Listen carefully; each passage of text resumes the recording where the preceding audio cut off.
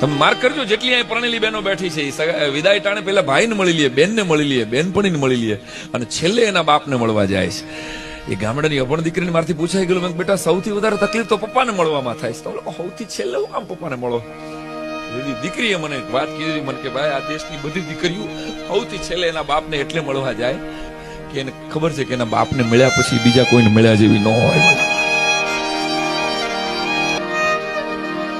અને એ દીકરી 4 વાગ્યા સમય બરાબર એને જીત લીધી. ભાઈ પપ્પા ક્યાં છે? બાપુને બોલાવી. મેં કીધું બેટા બાપુ કામમાં છે અત્યારે, વાડી ના, તું હાલ ઝડપ કર. મને કે તું બાના કાઢમાં ભાઈ, હું બાપુને મળ્યા વગર નહીં જાઉં.